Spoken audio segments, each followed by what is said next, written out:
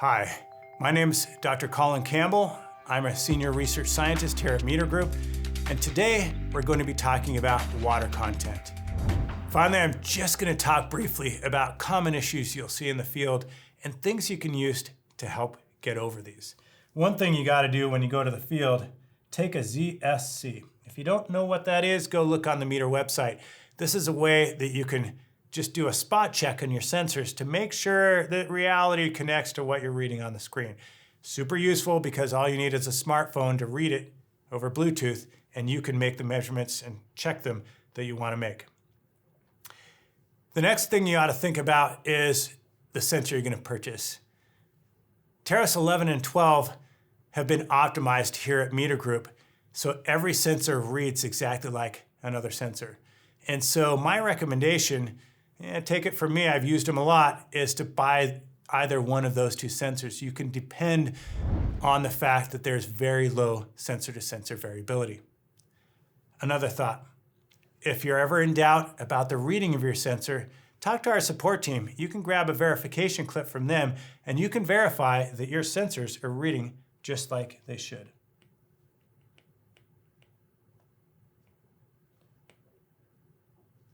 Now, one thing I would suggest, and things you probably haven't thought about, is before you go out to your field site and install these sensors, why don't you try taking a practice round?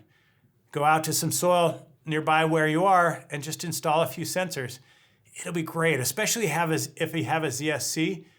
Take that out there and just make a measurement and stick a sensor in the soil. Try to pull it out. See what a well-installed sensor feels like as far as how tightly it fits into the soil. Just get a sense for that, a sense for how the sensor should be reading. It'll help a lot on install day. And finally, when you're out in the field, take a little time to repack your soil.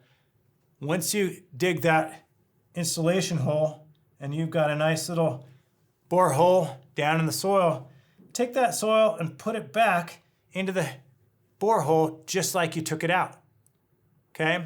So the soil that you took out of the bottom, put it back in the bottom and install it back in lifts. So I usually take the end of a shovel and just press that soil every 15 centimeters or so to make sure I get a nice compacted soil layer as I go up. This way, you make sure you don't get any preferential flow down along your borehole.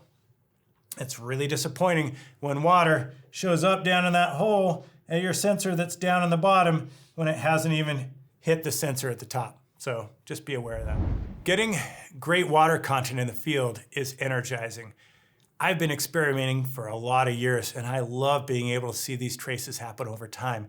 It opens up a world that we're totally unaware of. But it does take practice and care to get great measurements. And I hope our discussion today has helped you see some pitfalls that will help you experiment better. Now you've learned about water content, I want to encourage you to head over to my other video talking about water potential. These things go hand in hand, and you need to know about both. Thanks for spending time with me today talking about water content. I want to remind you to head over to metergroup.com, especially into our knowledge base section, to learn more about water content and ways you can make great measurements.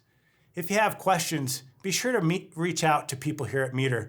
We're all here to help your experiments go better. Have a great day.